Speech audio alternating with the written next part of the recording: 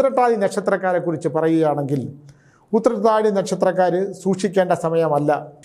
ഈ ജന്മമല്ല, കഴിഞ്ഞ ജന്മമല്ല, അതിൻ്റെ അപ്പുറത്തെ ജന്മത്തിൽ നിന്നൊരു ദോഷം വന്നിട്ടുണ്ട്. നിങ്ങൾ നാൽക്കാലികളുമായിട്ടുള്ള ബന്ധം വളരെ സൂക്ഷിക്കണം. നമസ്കാരം.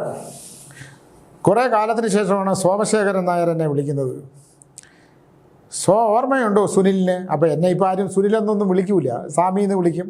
ചിലരെ വിളിച്ചു ചോദിക്കും, പഴയ ആൾക്കാർ വിളിച്ചു ചോദിക്കും എന്തെന്ന് വിളിക്കണം നിങ്ങൾ വല്ലതുമൊക്കെ കയറി ചാടി കയറി പറയൂലേ, വിശാഖ നക്ഷത്രമുണ്ട്, ദേഷ്യമെന്ന് വല്ലതുമൊക്കെ വിളിക്കൂലേ, നിങ്ങൾ എന്തെന്ന് വിളിക്കണം? അപ്പോൾ ഞാൻ പറയും ആരാണ്, എന്ത് വേണമെങ്കിലും വിളിക്കാം, സുനിലെന്ന് വിളിച്ചാൽ എനിക്ക് വിരോധമൊന്നുമില്ല. ചിലർ സ്വാമിന്ന് വിളിക്കും, എന്ത് വേണമെങ്കിലും വിളിക്കാം എന്ന് പറയും. എന്തായാലും സോമശേഖരൻ നായർ എന്ന് പറയുന്ന ഒരു കഥാപാത്രം, അദ്ദേഹത്തോട് ഞാൻ പറഞ്ഞു ഞാനിത് DNA ചാനലിൽ വായിക്കും, താങ്കളെക്കുറിച്ച് പറയാതിരിക്കാൻ നിവൃത്തിയില്ല എന്നും. അങ്ങനെ സോമശേഖരൻ നായർ എന്നെ വിളിക്കുന്നു. നമ്പറൊക്കെ കിട്ടാൻ ഒരുപാട് ബുദ്ധിമുട്ടി.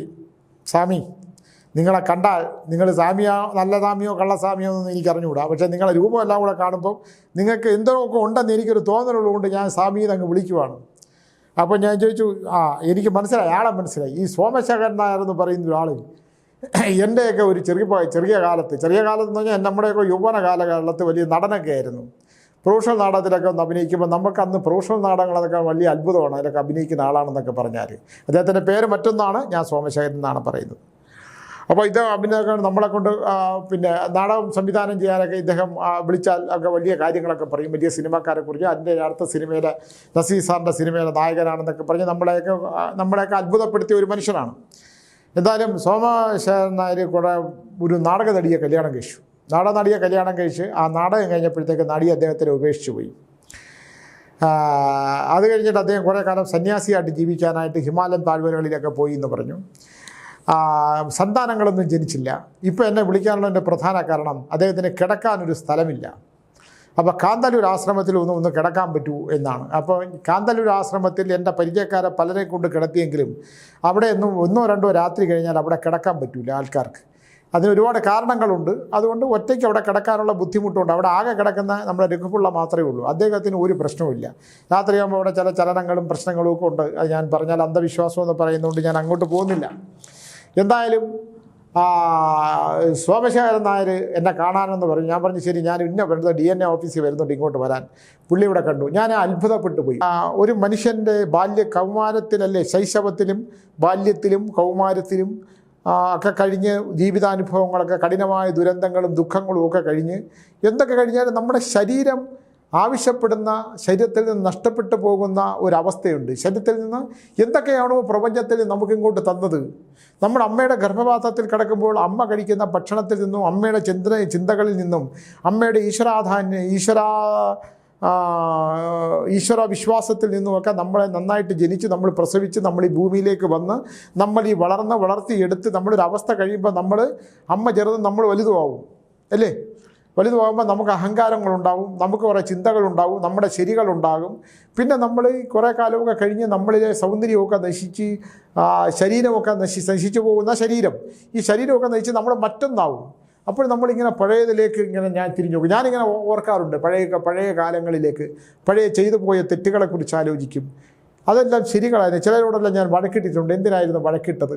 അങ്ങനെയൊക്കെയുള്ള പഴയ കാര്യങ്ങൾ നമ്മളിങ്ങനെ ഓർക്കുന്ന വളരെ നല്ലതാണ് അല്ലേ? നമ്മുടെ ഓർമ്മകൾ വളരെ നല്ലതാണ്. അതായത് ഭൂതകാലത്തിലെ ഓർമ്മകൾ, നമ്മളതൊക്കെ ശരിയായിരുന്നു, നമ്മൾ അവരോട് ചെയ്ത ശരിയായിരുന്നു അല്ല തെറ്റായിരുന്നു? ആ തെറ്റിന് ഇപ്പോൾ എന്താ പശ്ചാത്തപിക്കാനല്ലേ പറ്റൂ? അവർ തിരുത്താൻ പറ്റൂ? അവരിപ്പോൾ ജീവിച്ചിരിപ്പുണ്ടോ? എന്തെല്ലാം തെറ്റുകൾ ഞാൻ ചെയ്തിട്ടുണ്ട് എന്നൊക്കെ ഞാനിങ്ങനെ ചിന്തിക്കുക. എനിക്ക് വിഷമമൊക്കെ വരും. പക്ഷേ നമുക്ക് വിഷമിക്കാനല്ലേ പറ്റൂ? നമുക്ക് എന്താണ് പരിഹാരം? ഞാൻ പറഞ്ഞില്ലേ, ഞാൻ സ്റ്റാർക്ക് എന്ന് പറഞ്ഞ ഒരു പരസ്യ കമ്പനി ഡിവിഷനിലൊരു ജോലി ചെയ്തിരുന്നു. അവിടെ ഒരു പെൺകുട്ടി ജോലി ചെയ്യുന്നു. ഒരു കുഴപ്പമില്ല. അവൾ ലേറ്റായിട്ട് വരികയൊക്കെ ചെയ്യുന്നതുകൊണ്ട് എൻ്റെ കർക്കശമായ സ്വഭാവത്തെ, സരസ്വതി എന്നങ്ങനെയാണ് അവരുടെ പേര്, ഞാൻ അവിടുന്ന് പറഞ്ഞു വിട്ടു. പിന്നെ കുറേ കാലം കഴിഞ്ഞാണ് അവളുടെ ബുദ്ധിമുട്ടുകൾ ഞാൻ മനസ്സിലാക്കി. അവൾ വേറെ എവിടെയൊക്കെ ജോലിക്ക് പോയതിന് ശേഷമൊക്കെയാണ് ഇവിടെ വന്നുകൊണ്ടിരുന്നത്. ഞാൻ പിന്നെ അവരെ ഒരുപാട് പ്രഷർ ചെലുത്തിയിട്ടും എൻ്റെ ഈ കർക്കശമായ സ്വഭാവം കാരണം അവരെ ഞാൻ ജോലിക്ക് തിരിച്ചെടുത്തില്ല. അത് എന്നെ ഇങ്ങനെ വേട്ടയാടിക്കൊണ്ടേയിരിക്കും കുറ്റബോധം. ചിലരോടുള്ള ഇഷ്ടങ്ങൾ, ആ ഇഷ്ടം നഷ്ടപ്പെട്ടു പോകുമ്പോൾ വേട്ടയാടിക്കൊണ്ടേയിരിക്കും. ഞാൻ ടീച്ചറിനോട് ഇതൊക്കെ പറയും. അപ്പോൾ ടീച്ചർ പറയും അത് പോട്ടെ, അത് കഴിഞ്ഞില്ലേ, നമുക്കത് മറക്കാം. അപ്പോൾ ഞാൻ ഈശ്വരമായി കുറേ നേരം ഞാൻ മെഡിറ്റേഷനിൽ ഇങ്ങനെ ജീവിക്കും. അപ്പോൾ അവർക്ക് എവിടെയെങ്കിലും അവർ ജീവിച്ചിരിപ്പുണ്ടെങ്കിൽ അവർക്ക് നല്ലത് വരട്ടെ, അവർ മരിച്ചു പോയിട്ടുണ്ടെങ്കിൽ അവർ ആത്മാവിന് മോശം കിട്ടട്ടെ എന്നൊക്കെ ഞാനിങ്ങനെ ശപിക്കും. നമ്മളിങ്ങനെ താടിയും മുടിയും വളർത്തിയിരുന്ന് കുറേ മനുഷ്യരുടെ ദുഃഖങ്ങളും നക്ഷത്രഫലങ്ങളും ഒന്നും അല്ലല്ലോ പറയേണ്ടത്. നമ്മൾ അറിഞ്ഞോ അറിയാതെയൊക്കെ പോയ തെറ്റുകളെക്കുറിച്ചൊക്കെ ഓർത്ത് ഞാൻ പശ്ചാത്തപിക്കും. എനിക്ക് ദുഃഖം വരും സത്യം പറഞ്ഞാൽ, വിഷമം വരും. ആൾക്കാരുടെ എന്തെല്ലാം വിഷമങ്ങളാണ്. ചിലർ വിളിക്കുമ്പം ഇന്ന് ഒരു രാവിലെ ഞാനിങ്ങനെ സത്യം പറഞ്ഞാൽ സോമശേഖരൻ്റെ കാര്യം ഞാൻ പറഞ്ഞു തരാം. അതിന് ഇന്ന് രാവിലെ ഒരാളെ വിളിച്ച്, സ്വാമി സുൽസ്വാമിയല്ലേ, ഫോണിൽ കൂടെ വല്ലതും പറയൂ. ഞാൻ പറഞ്ഞു ഇത് എവിടുന്നാണ്? ഇത് പാലക്കാട് നിന്നാണ്. ഞാൻ പറഞ്ഞു നമ്മുടെ ഫോണിൽ കൂടെ പറയേണ്ട, അവിടെ തന്നെ ഒരുപാട് പേരുണ്ടല്ലോ. അല്ല എന്നാൽ നിങ്ങൾ പറഞ്ഞതിനകത്ത് കുറച്ച് സത്യസന്ധതയൊക്കെ ഉണ്ടെന്ന് പറഞ്ഞു, അതുകൊണ്ട് നിങ്ങൾ ഫോണിൽ കൂടെ പറയൂ, പൈസ അയച്ചു തരാം. ഞാൻ എൻ്റെ സ്വഭാവത്തിന് ഞാൻ ചീത്ത പറഞ്ഞു പോകും. ദൈവത്തെ ഓർത്ത് നിങ്ങൾ അങ്ങനെയുള്ളവർ എന്നെ വിളിക്കരുത്. ഞാനിവിടെ വല്ലപ്പോഴും മാത്രം കർണയക്ഷിയുടെ ഒരു സാന്നിധ്യ സമയമുണ്ട്. ആ സാന്നിധ്യ സമയമുള്ളപ്പം ഞാൻ സമയം തിരഞ്ഞെടുക്കും. എടുത്തിട്ട് ഒരു 5 ദിവസം ഞാൻ ആ സാന്നിധ്യമുള്ള സമയത്ത് ചിലപ്പോൾ അത് മറഞ്ഞും പോവും. എൻ്റെ ചെവി വേദനിക്കും കുറേ നേരം ആകുമ്പോഴത്തേക്ക്. വളരെ സൂക്ഷ്മമായിട്ട് എൻ്റെ ചെവിയിൽ പറയുന്ന കാര്യങ്ങളും പറയാൻ പറ്റുന്ന കാര്യങ്ങൾ ഞാൻ പറഞ്ഞു കൊടുക്കും. എൻ്റെ അടുത്ത് വന്നിട്ടുള്ളവർക്കറിയാം. ഇപ്പോഴും 35 35 രൂപ വെച്ച് 5 ദിവസമുണ്ട്. ഇപ്പോഴും ആൾക്കാർ വിളിച്ചുകൊണ്ടിരിപ്പുണ്ട്. വന്നവർ തന്നെയാണ് പറഞ്ഞ് വീണ്ടും വരുന്നത്. ഞാൻ പൂർവ്വജന്മത്തിലെ ദോഷങ്ങൾ പറയും, പറയാൻ പറ്റുന്നത് പറയും, തെളിയാൻ പറ്റുന്നത് പറയും, തെളിയിക്കാൻ പറ്റുന്നത് തെളിയിച്ചു കൊടുക്കും. അങ്ങനെയൊക്കെയല്ലേ പറ്റുള്ളൂ. പരിഹാരങ്ങളൊക്കെ വളരെ കുറവാണ്. എന്നാലും മനുഷ്യൻ്റെ സമാധാനം ഒരുപാട് പേർക്ക് കിട്ടുന്നുണ്ടെന്നാണ് പറയുന്നത്. ഒരു ക്ഷേത്രവല്ലി 1000 രൂപ ഞാൻ ക്ഷേത്രത്തിൽ കൊടുക്കാൻ പറയും അമ്പലത്തിൽ. കാരണം കടബാധ്യതകളുണ്ട്, നമ്മളത് ഉണ്ടാക്കിയെടുത്തതാണ്. 1 രൂപ നാണയം ഞാനും കൊടുക്കും. അങ്ങനെ കടങ്ങൾ തീർത്തുകൊണ്ടിരിക്കുകയാണ്. അങ്ങനെയാണ് അവിടുത്തെ കാര്യങ്ങൾ. അപ്പോൾ എന്നാലും അതെ, അപ്പോൾ എന്ത് പറ്റിയെന്ന് പറഞ്ഞാൽ നമുക്ക് ദുഃഖങ്ങൾ നമ്മൾ അറിയാതെ ചെയ്തു പോയ തെറ്റുകൾ. ഞാൻ പറഞ്ഞ ഒരു മാവ് അടുക്കളയുടെ പുറത്തുകൊണ്ട് ഒരു വരിക്ക മാങ്ങ നിന്നു. ഭയങ്കര മധുരമുള്ള മാങ്ങയായിരുന്നു. അത് ഞാൻ ഒരു ദിവസം അമ്മയോട് പറയാതെ ഓട് പൊട്ടണമെന്ന് പറഞ്ഞ് വെട്ടിക്കളഞ്ഞു. അതിൻ്റെ ദുഃഖം. ഒരു കോഴിയെ കൊന്നു. വീട്ടിൽ ചിക്കൻ കറി വിൽക്കണമെന്ന് പറഞ്ഞു. അന്നത്തെ കാലത്താണ്. ഞാൻ ആ കോഴിയെ പിടിച്ച് കയറിലൊരു കെട്ടിയിട്ട് ഏണിയിൽ വെച്ചു. ഏണിയെടുത്ത് മാറ്റി കോഴി ചത്തുപോയി. അതിൻ്റെ ദുഃഖം. അങ്ങനെ ദുഃഖങ്ങൾ ഒരുപാടുണ്ട്. പക്ഷേ എന്ത് ചെയ്യാൻ പറ്റും? കഴിഞ്ഞു പോയില്ലേ കാലം. നമ്മൾ 10, 15 വയസ്സിൽ 20 വയസ്സിന് താഴെ ചെയ്തിട്ടുള്ള ഒരുപാട് തെറ്റുകൾ, ആ തെറ്റുകൾക്കെല്ലാം പശ്ചാത്തപിച്ചാലേ പറ്റുള്ളൂ. അത് കഴിഞ്ഞ് ചെയ്ത തെറ്റുകളുടെ ഒരു ഹൂമാനം തന്നെ. അതാണ് ഞാൻ കപട സന്യാസിയുടെ ആത്മകഥ എഴുതിയത്.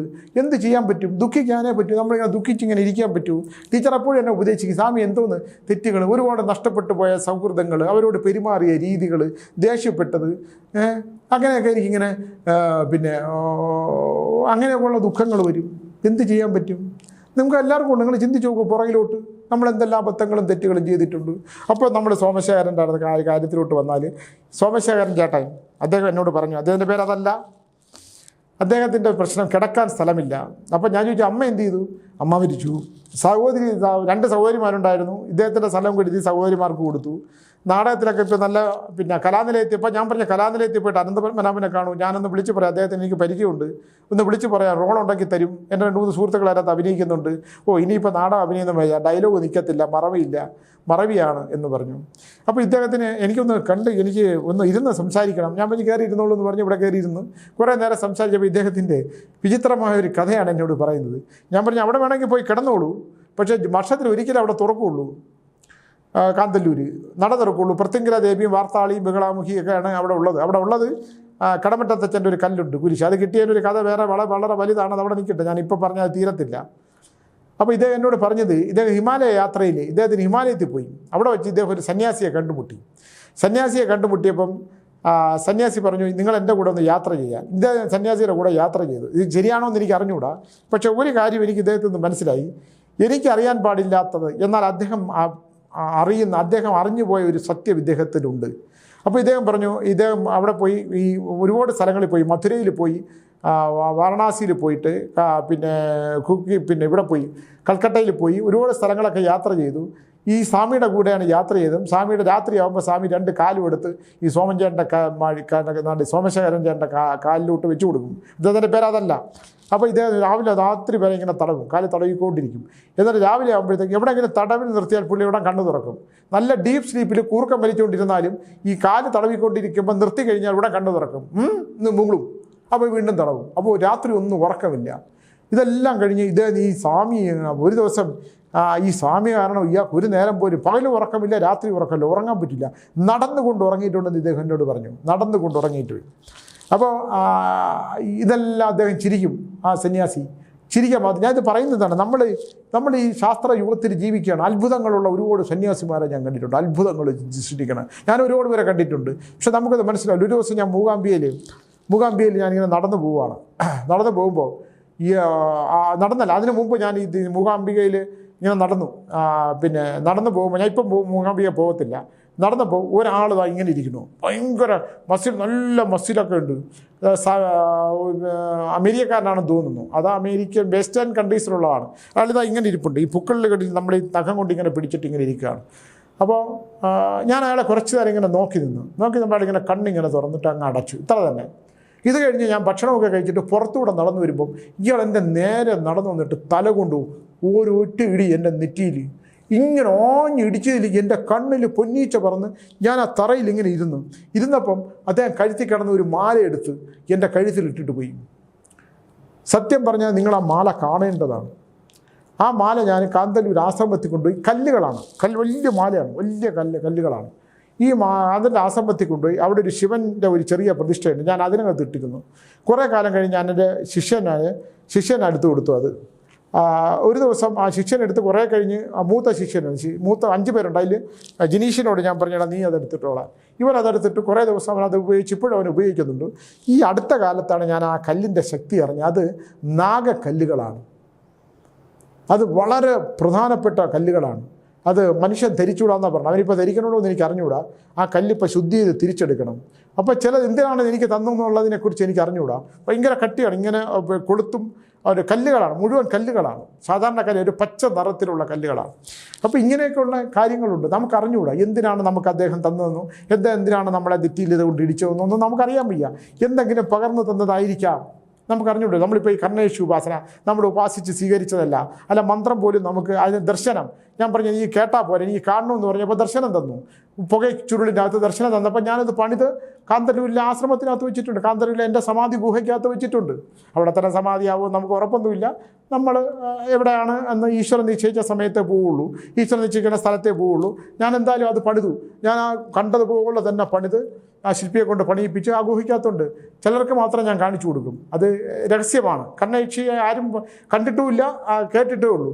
ഞാൻ കേൾട്ടാ പോലെ എനിക്ക് കാണണമെന്ന് പറഞ്ഞപ്പം എനിക്ക് ദർശനം തന്നു. അപ്പോൾ ഞാനത് പണിത് അവിടെ വെച്ചിട്ടുണ്ട്. അതിനെ പരസ്യമായി വെക്കണമെന്ന് എനിക്ക് ആഗ്രഹമുണ്ട്. പക്ഷേ അതിനുള്ളൊരു അനുവാദം കിട്ടിയാൽ ഞാനത് തീർച്ചയായിട്ടും അത് പരിശീലിക്കും. കാരണം ലോകത്ത് ഒരിടത്തും കണ്ണേഷിയുടെ ഒരു പ്രതിഷ്ഠയില്ല. അത് ഒരുപാട് പേർക്ക് ഞാൻ 21 പേർക്ക് കൊടുക്കണമെന്ന് പറഞ്ഞു. ഉത്തമത്തിൽ ആരും വരാത്തതുകൊണ്ട് അത് ചെയ്തിട്ടുമില്ല. എന്തായാലും സോമശേഖരൻ ചേട്ടൻ പറഞ്ഞു, എന്നോട് വന്ന് പറഞ്ഞു, ഈ സ്വാമി കാല് തടവുമല്ലോ, കാല് തടവിക്കൊണ്ടിരിക്കുമ്പം കണ്ണ് നിർത്തും, ഇയാളുടെ പോകും ഉറങ്ങും. അങ്ങനെ ഒരു സ്ഥലത്ത് വെച്ച് ഇയാളെടുത്ത് പറഞ്ഞു ഇയാളെ പിട്ടിട്ട് പോകുമെന്ന് പറഞ്ഞിട്ട് ഈ സ്വാമി എവിടെയോ ഇരുന്നപ്പോൾ ഇത് ഓടി ഈ ആൾക്കൂട്ടത്തിൻ്റെ ഇടയിൽ മറഞ്ഞു. അത് കുംഭമേള നടക്കുന്ന സമയത്താണ്. അപ്പോൾ ലക്ഷക്കണക്കിന് ആൾക്കാരുണ്ടല്ലോ, ഈ സ്വാമി ഒരിക്കലും കാണാൻ പറ്റില്ല എന്നാണ് വിചാരിച്ചത്. അങ്ങനെ ഇയാൾ ഈ കുംഭമേളയ്ക്കകത്ത് ജനഹൃദയങ്ങളിൽ ഈ സ്വാമിയെ വിട്ടിട്ട് സ്വാമിചേട്ടൻ മറഞ്ഞു കളഞ്ഞിട്ട് മറ്റേ സ്വാമിയുടെ കഴിക്കുമ്പോൾ ഭക്ഷണമൊക്കെ ഉണ്ട്. സ്വാമി പാണ്ടക്കെട്ടി ഇത് എവിടെ നിന്നാണ് ഇയാൾക്ക് ഈ പൈസ ഉണ്ടെന്നൊന്നും അറിയത്തില്ല. പൈസ എടുത്ത് കൊടുക്കുകയാണ് ചെയ്യുന്നത്. അപ്പോൾ ഈ വിശപ്പായി, പിന്നെ ഭിക്ഷ എടുക്കേണ്ട അവസ്ഥ വരും. അങ്ങനെ ഈ സ്വാമിയെ തിരക്കി നടന്നു. ഈ സ്വാമിയെ കണ്ട് വിശപ്പും ദാഹവും സഹിക്കാൻ വയ്യാതെ അവിടുന്ന് കഴിക്കാൻ പറ്റുന്നതൊക്കെ കഴിക്കുകയൊക്കെ ചെയ്തിട്ട് അവസാനം ഈ സ്വാമിയെ ധരിപ്പിക്കാൻ നടന്നിട്ട് ഒരിടത്തും കാണാതായിട്ട് അവസാനം ഒരു സ്ഥലത്തെത്തുമ്പോൾ ഈ സ്വാമിയുടെ ചുറ്റും കുറേ പേര് നിൽക്കുകയാണ് തൊഴുതുകൊണ്ട്. അപ്പോൾ ആ മുഖത്തെ തേജസ് ഇദ്ദേഹം ഇങ്ങനെ കാണുകയാണ്, ആ മുഖത്തെ തേജസ്. അപ്പോൾ ഇദ്ദേഹം ഓടിച്ചെന്ന് സ്വാമിയുടെ കാൽക്കലേക്ക് ഇങ്ങനെ വീണു. ഈ സ്വാമി ഇദ്ദേഹത്തെ തിരിഞ്ഞു പോലും നോക്കില്ല. കാരണം കുറേ ദിവസം നടന്നാണ്, ഉറങ്ങാതെ നടന്നാണ്. കാരണം ഇദ്ദേഹത്തിൻ്റെ, ഞാൻ പറഞ്ഞു ചേട്ടാ എന്താണ് അദ്ദേഹം ശ്രദ്ധിക്കാത്തതെന്ന് ചോദിച്ചു. എൻ്റെ അടുത്ത് ചോദിച്ചു. പുറംകാല് കൊണ്ടടിച്ച് പുറംകാലിങ്ങനെ പിടിക്കുമ്പോൾ പുറംകാല് കൊണ്ട് പുറകിലേക്ക് തള്ളി ഇയാൾ മലർന്ന് വീണു എന്നാണ് പറയുന്നത്. അപ്പോൾ ഞാൻ പറഞ്ഞു സന്യാസിമാർ അങ്ങനെയാണ്. ചേട്ടൻ്റെ മൃത്യു സമയത്ത്, മരണസമയത്ത് ചേട്ടനെ ഏതോ നല്ല കാലം കൊണ്ട് ചേട്ടൻ അദ്ദേഹത്തിൻ്റെ കൂടെ നടന്നു. ചേട്ടൻ ഈ കാലിങ്ങനെ തടവിയപ്പോൾ ചേട്ടൻ്റെ എല്ലാ ദുരിതവും അയാളിങ്ങനെ എടുക്കുകയായിരുന്നു. ആ ദുരിതങ്ങൾ, ഏതോ ജന്മത്തിലെ ദുരിതങ്ങൾ മുഴുവൻ ചേട്ടനിങ്ങനെ തടവിക്കൊടുത്തപ്പോൾ ആ ദുരിതം മുഴുവൻ അദ്ദേഹം എടുത്തു. അദ്ദേഹം സാക്ഷാൽ മഹാദേവൻ്റെ സാന്നിധ്യമുള്ള മഹായോഗീശ്വരനായ ഒരു മനുഷ്യനാണ്. ചേട്ടൻ്റെ ആ കാലം കഴിഞ്ഞു, ഇനി ചേട്ടൻ അയാൾക്ക് ആവശ്യമില്ല, നീ പോയി ജീവിച്ചോളൂ എന്ന് പറഞ്ഞ് പുറംകാലി കൊണ്ട് അടിച്ചതാണ്. പുറംകാലി കൊണ്ട് തള്ളിക്കഴിഞ്ഞാൽ പിന്നെ നിർത്തൂല, പിന്നെ കാണില്ല. അപ്പോൾ പറഞ്ഞു ആ തേജസ് ചേട്ടൻ കൂടെ നടന്നപ്പോൾ കണ്ടില്ലല്ലോ, പക്ഷെ മാറിയിരുന്നപ്പോൾ കണ്ടില്ലേ മഹാ തേജസ്, മഹാദിവ്യത്വം. അത് ചേട്ടന് കിട്ടിയ പുണ്യമാണ്. ചേട്ടൻ്റെ മുഖത്ത് ഒരു ദിവ്യ തേജസ്സുണ്ട്. ജീവിച്ചിട്ടുണ്ട്. ചേട്ടൻ ഏതെങ്കിലും ആശ്രമത്തിൽ ജീവിക്കേണ്ടതല്ല. അതുകൊണ്ട് ചേട്ടൻ എന്ത് ചെയ്യണം? അപ്പോൾ എൻ്റെ അടുത്ത് ഞാൻ എന്ത് ചെയ്യണം? ചേട്ടൻ്റെ സന്യാസം സ്വീകരിക്കുക. അപ്പോൾ ഞാൻ നിൻ്റെ ശിഷ്യനാവട്ടെ. ഞാൻ എൻ്റെ ശിഷ്യനാകാൻ പറ്റില്ല, എനിക്കങ്ങനെ സന്യാസം ഒന്നും കൊടുക്കാനായിട്ടില്ല. ഞാനൊന്നും സന്യാസിയല്ല. ഞാനൊരു കപട സന്യാസിയുടെ ആത്മകഥ എന്നൊരു പുസ്തകം എഴുതിയിട്ടുണ്ടെങ്കിലും എനിക്കൊരിക്കലും സന്യാസിയാവാൻ പറ്റില്ല. ഞാനൊരു ഉപദേശകനാണ്. എനിക്കിഷ്ടമുള്ള വസ്ത്രങ്ങൾ ധരിക്കുന്നു, എനിക്കിഷ്ടമുള്ള കാര്യങ്ങൾ ചെയ്യുന്നു, ഞാൻ ഇഷ്ടമുള്ള കാര്യങ്ങൾ പറയുന്നു. എനിക്ക് മനസ്സിലാക്കുന്നത് ടീച്ചറിനാണെങ്കിൽ വേദാന്തങ്ങളും ഉപനിഷത്തുകളും എല്ലാം നന്നായിട്ടറിയാം. ലളിത സഹസ്രനാമം ഇപ്പോൾ വെമ്പായത്തുള്ള ഒരുപാട് പേരെ ഫോണിൽ കൂടെ പഠിപ്പിക്കുകയൊക്കെ ചെയ്തു. എന്നെ കൊണ്ട് അതൊന്നും പറ്റില്ല. എനിക്ക് അക്ഷരം കൂട്ടി വായിക്കാൻ അറിഞ്ഞുകൂടാത്ത ഒരുത്തരാണ്. 50 പുസ്തകം എഴുതി, അത് 47 പുസ്തകം എഴുതി. അപ്പോൾ അങ്ങനെയൊക്കെ ചെയ്യുമ്പോൾ എന്നെക്കൊണ്ട് അതൊന്നും നടക്കില്ല. ഞാൻ ഒരു പരിമിതമായ അറിവുള്ള ഒരാളാണ്. പിന്നെ എനിക്കറിയാവുന്നതും എനിക്ക് പറയാൻ പറ്റുന്ന കാര്യങ്ങളൊക്കെ ഞാനിത് പറയും. അതുകൊണ്ട് ചേട്ടൻ സാക്ഷാൽ മഹാദേവൻ്റെ കൂടെയാണ് സഞ്ചരിച്ചത്. അയ്യോ സ്വാമി, എനിക്ക് പിന്നെ അദ്ദേഹം എന്നെ മൈൻഡ് ചെയ്തില്ല, എന്നെ ശ്രദ്ധിച്ചില്ല, അദ്ദേഹം എവിടുന്ന് പൈസ എടുക്കുന്നുണ്ട്. അപ്പോൾ അദ്ദേഹം പക്ഷേ ഒരു കാര്യമുണ്ട്, അദ്ദേഹത്തിൻ്റെ കാല് തടവിക്കഴിഞ്ഞ് ഞാൻ കൈ മണപ്പിച്ചാൽ ഭസ്മത്തിൻ്റെ മണമായിരുന്നു. ഞാൻ പറഞ്ഞു, ഈശ്വര, ചേട്ടൻ എന്താണ് കളഞ്ഞു കുളിച്ചത്? അവൻ ചേട്ടൻ അത്രയേ ഉള്ളൂ കാലം. അദ്ദേഹം പുറംകാല് കൊണ്ട് കാലി പിടിച്ചപ്പോൾ പുറംകാല് കൊണ്ട് ചവിട്ടിയില്ലേ, പിന്നെ മൈൻഡ് ചെയ്യാതിരുന്നില്ലേ, ഒരു പരിക്കും ഭാവിക്കാതിരുന്നില്ലേ? അതാണ് ദിവ്യ ശ്രേഷ്ഠന്മാർ, മഹാസന്യാസിമാർ. നമ്മൾ അതേസമയം രാഷ്ട്രീയക്കാരെ നോക്കൂ, കെട്ടിപ്പിടിക്കും, ഉമ്മ വയ്ക്കും, ചേർത്ത് പിടിക്കും. അവിടെയാണ് സന്യാസവും ഭൗതികതയും ആത്മീയതയും തമ്മിലുള്ള ബന്ധം. ആത്മീയതയിൽ പുഞ്ചിരിക്കുകയുള്ളൂ. ഒന്ന് കെട്ടിപ്പിടുത്തവും വേണ്ട, ഒന്നും വേണ്ട. അവന് മനസ്സിലാവും നീ ആരാണെന്ന്, എന്താണെന്ന് മനസ്സിലാവും. അതാണ് നമ്മൾ ചിലരെ കാണാൻ വരുമ്പം നമുക്ക് മനസ്സിലാവും എന്താണെന്ന്. അവൻ്റെ 2 ജന്മം അപ്പുറത്തുള്ളതേ മനസ്സിലാവും. അത് നമ്മുടെ ഒന്നും കഴിവല്ല, ഈശ്വരൻ നമ്മളിലേക്ക് പകർന്നു തന്നിട്ടുള്ള എന്തോ ഒന്നാണ്. അങ്ങനെയുള്ള ഒരുപാട് കാര്യങ്ങളുണ്ട്. എന്തായാലും സോമചേട്ടൻ എന്നോട് ഞാൻ പറഞ്ഞു, ഒരു കാര്യം ചെയ്യേ. അപ്പോൾ ഡൽഹിയിൽ നിന്നൊരു സന്യാസി എന്നെ വിളിക്കുമായിരുന്നു. സ്വാമി, ഞാൻ അദ്ദേഹത്തിനെ വിളിച്ചിട്ട് പറഞ്ഞു, ഇങ്ങനെ ഒരാളുണ്ട്. അപ്പോൾ അവിടുത്തെ കുറേ സ്ഥലങ്ങളും എല്ലാം കൂടെ സ്വാമി എനിക്ക് കാന്തല്ലൂർ സ്വാമിക്ക് തരണം എന്നാണ്. ഞാൻ പറഞ്ഞു, എനിക്കുള്ള സാധനത്തിന് തന്നെ അവകാശികളില്ല, ചത്ത ബലിയിടാൻ ആളില്ല, പിന്നെ ഒരു ഉപാസകനാണ്, എന്നാലും ഒരു ബലികർമ്മങ്ങളൊക്കെ ചെയ്യണമെന്ന് ആഗ്രഹിക്കുന്ന ഒരു ഹിന്ദുവാണ്, അതിനാളില്ല, ഒന്നിനും ആളില്ല. ഞാൻ എപ്പോഴും പറയുമല്ലോ, അതുകൊണ്ട് എനിക്ക് ഈ ആശ്രമം തന്നെ നിലനിർത്താൻ പറ്റില്ല. ഇനി ഞാനും ടീച്ചറുടെ കൈപിടിച്ച് ഇങ്ങനെ പോവുകയാണ്, എത്ര കാലം ഉണ്ടെന്നുള്ളത് നമുക്കറിയാൻ വയ്യ. ഒരു ചെറിയ മുറി പട്ടത്ത് വെക്കണമെന്ന് വിചാരിച്ചിട്ട് അതും തടസ്സപ്പെട്ടു. അപ്പം അതൊക്കെ തടസ്സപ്പെട്ട വേറെ ഒന്നും കൊണ്ടല്ല, എല്ലാത്തിനും ഓരോ കാര്യങ്ങളുണ്ടാവുമല്ലോ, അല്ലേ? നമ്മളൊരു വീട് വെക്കണമെന്ന് വിചാരിച്ചാൽ നടക്കൂ? വീട് വെക്കാനുള്ള കാര്യമാകുമ്പോൾ നടക്കും. ഞാൻ വെമ്പായത്ത് നിന്ന് ഇപ്പോൾ പെട്രോളിനൊക്കെ വില കൂടി, 5 രൂപ വെച്ച് കൂടി, വേറെ വരുമാനമൊക്കെ വളരെ കുറവാണ്, പുസ്തകത്തിൻ്റെ വരുമാനമേ ഉള്ളൂ. വെമ്പായത്ത് നിന്ന് ഇവിടം വരെ വരണ്ടാന്ന് പറഞ്ഞ് പട്ടത്തൊരു വീട് വെക്കാമെന്ന് വിചാരിച്ചിട്ട് വളർന്നപ്പം അത് നമ്മുടെ ബഡ്ജറ്റിൽ നിൽക്കില്ല. അപ്പോൾ അതവിടെ വെച്ചു, അല്ലേ? അതവിടെ വെച്ചു. അതിനിപ്പോൾ എപ്പോഴെങ്കിലും എന്തെങ്കിലും സിനിമയുടെയൊക്കെ പൈസ വരുമ്പോൾ ഒരെണ്ണം കെട്ടി പട്ടത്തൊരു താമസമാക്കാം. ഇപ്പോൾ കോടീശ്വരനാണ്, പണ്ട് പണമൊക്കെ ഉണ്ടായെന്ന് പറഞ്ഞിട്ട് കാര്യമില്ല. ഇപ്പോൾ എന്തുണ്ടെന്നുള്ളതല്ലേ? ഇപ്പം നിനക്ക് വയറ് നിറയ്ക്കാനുള്ള പണമുണ്ടോ? ഇല്ലേ? ഇപ്പം ഞാൻ ഒറ്റയ്ക്കല്ലല്ലോ, ഒരാളുകൂടെ ഇല്ലേ, കല ടീച്ചറൂടെ ഇല്ലേ. അവർക്കാണെങ്കിൽ ഏറ്റവും പരിമിതമായ ആഹാരം ഒരു നേരെ കഴിക്കുള്ളൂ. അവർ പരിമിതമായിട്ടുള്ള ഭക്ഷണവും മതി, അവർക്ക് പരിമിതമായിട്ടുള്ള ജീവിതവുമാണ്. ഞാനാണ് ധാരാളി എന്ന് ഞാൻ വിചാരിക്കും. നമ്മളും അങ്ങനെയൊക്കെ തന്നെ. അപ്പോൾ എന്തായാലും ഞാൻ പറഞ്ഞു വന്നത്, സോമചേട്ടൻ്റെ അടുത്ത് ഞാൻ അവിടുന്ന് വിളിച്ചിട്ട് പറഞ്ഞു, ചേട്ടാ, നിങ്ങളൊരു മഹാസന്യാസി മാത്രമല്ല, നിങ്ങളിങ്ങനെ ആയിത്തീരണം എന്നുള്ള നിങ്ങളുടെ പൂർവ്വജന്മ സുഹൃതമാണ്. നിങ്ങളൊരു അമ്മയുടെ വയറ്റിൽ ജനിച്ചത്. നിങ്ങൾ ഈ ജന്മത്തിൻ്റെ അവസാനം നിങ്ങൾ മഹാദേവൻ്റെ കൂടെ യാത്ര ചെയ്ത ഒരാളാണ്. ആ സന്യാസി ശേഷൻ മഹാദേവൻ്റെ അനുഗ്രഹം കിട്ടിയ സാക്ഷാൽ മഹാദേവൻ തന്നെയാണ്. അതുകൊണ്ട് നിങ്ങൾ വിശ്വസിച്ചാലും ഇല്ലെങ്കിലും നിങ്ങൾ സഞ്ചരിച്ചതും അദ്ദേഹത്തിനെ സേവിക്കാൻ കഴിഞ്ഞതും അദ്ദേഹത്തിന് പാദസേവ ചെയ്തതും അദ്ദേഹത്തിൻ്റെ ഒപ്പം സഞ്ചരിച്ചതും പിന്നെ സമയമായപ്പോൾ ചേട്ടൻ അവിടെ നിന്ന് ഓടി രക്ഷപ്പെട്ടു. അത് മനുഷ്യൻ്റെ യഥാർത്ഥ മനുഷ്യനായിട്ട് നിങ്ങൾ മാറി. കാരണം മനുഷ്യൻ അങ്ങനെയാണ്. അപ്പോൾ സുഖങ്ങളും ദുഃഖങ്ങളും എല്ലാം നമ്മൾ അനുഭവിച്ചല്ലേ പറ്റുള്ളൂ. അപ്പോൾ ചേട്ടൻ ഇപ്പോൾ ഇത് പറഞ്ഞു നോക്കിയാൽ ഞാൻ ദൈവത്തിൻ്റെ കൂടെയാണ് സഞ്ചരിക്കുന്നത്. ആ സുഖങ്ങളൊന്നും എനിക്ക് അനുഭവിക്കാൻ പറ്റുക, ഞാൻ അനുഭവിച്ചില്ല. ഇനിയാണ് നീ പുറംകാല് കൊണ്ടടിച്ചപ്പോൾ ആ പുറംകാലിൽ നിന്നാണ് നിനക്ക് സുഖം കിട്ടുന്നത്. ഞാൻ അദ്ദേഹത്തിന് നമ്പർ കൊടുത്ത് ഞാൻ ആ ഡൽഹിയിൽ ആശ്രമത്തിലെ നമ്പർ വിളിച്ചു, ചെല്ലാൻ പറഞ്ഞു. സോമചേട്ടൻ പോയി, പിന്നെ എന്നെ വിളിച്ചിട്ടില്ല. അദ്ദേഹം ഇവിടെ എത്തിയിട്ടുണ്ടോ എന്ന് എനിക്കറിയത്തില്ല. ഇത് ഞാനിങ്ങനെ ഒരു അനുഭവമായിട്ട് പറഞ്ഞു എന്നുള്ളതേ ഉള്ളൂ. അപ്പോൾ ഉത്രട്ടാതി നക്ഷത്രക്കാരെക്കുറിച്ച് പറയുകയാണെങ്കിൽ, ഉത്രട്ടാതി നക്ഷത്രക്കാർ സൂക്ഷിക്കേണ്ട സമയമല്ല, ശ്രദ്ധിക്കേണ്ട സമയമല്ല, അപകടം ഉണ്ടാകുന്ന സമയമല്ല. എന്തെന്നാൽ അവരതെല്ലാം കഴിഞ്ഞിട്ട് ഇനി പുതിയ എന്തെങ്കിലും ഉണ്ടോ എന്ന് ആലോചിച്ചുകൊണ്ടിരിക്കുകയാണ്. അതെല്ലാം കഴിഞ്ഞിട്ട് അതുകൊണ്ട് എന്ന് വിചാരിച്ച് ഏറ്റവും ശ്രദ്ധിക്കേണ്ട സമയമൊന്നുമില്ല. ഞാൻ എപ്പോഴും പറയണ്ടേ, ശ്രദ്ധിക്കേണ്ട സമയമല്ല, ശ്രദ്ധിക്കേണ്ട കാലഘട്ടവും സമയവും ഒക്കെ കഴിഞ്ഞിട്ട് ഈ ജന്മമല്ല, കഴിഞ്ഞ ജന്മമല്ല, അതിൻ്റെ അപ്പുറത്തെ ജന്മത്തിൽ നിന്നൊരു ദോഷം വന്നിട്ടുണ്ട്. നിങ്ങൾ നാൽക്കാലികളുമായിട്ടുള്ള ബന്ധം വളരെ സൂക്ഷിക്കണം. നിങ്ങൾ ഉത്രട്ടാതി നക്ഷത്രക്കാർ നാൽക്കാലികളായിട്ട് റോഡിൽ കൂടെ നടന്നു പോകുമ്പോൾ എതിരെ ഒരു പശു ഓടി വരണമെങ്കിൽ ഓടി രക്ഷപ്പെടാൻ ശ്രമിക്കണം, ഇടിച്ചിട്ടിരിക്കും. പിന്നെ മട്ടണും ചിക്കനും ഒക്കെ കഴിക്കണമെങ്കിൽ 30 ദിവസത്തേക്ക് നിർത്തിവെക്കുക. ഉത്രട്ടാതി നക്ഷത്രക്കാർ മത്സ്യമാംസാദികൾ നിർത്തിവെക്കണം. 2 ജന്മത്തിന് മുമ്പുള്ള ദോഷങ്ങൾ, മത്സ്യമാംസ ദോഷങ്ങൾ, മൃഗങ്ങളെ കൊന്നു തിന്നതിൻ്റെ ദോഷങ്ങൾ വരും. വനപ്രദേശത്ത് സഞ്ചരിച്ചാൽ കാട്ടുമൃഗങ്ങളുടെ ശല്യമുണ്ടാകും. അതുകൊണ്ട് ടൂറിസ്റ്റ് യാത്രകൾ പോകുമ്പം കാട്ടിനുള്ളിൽ കൂടെയുള്ള യാത്രകൾ ഉത്രട്ടാതി നക്ഷത്രക്കാർ യാതൊരു കാരണവശാലും ചെയ്യരുത്.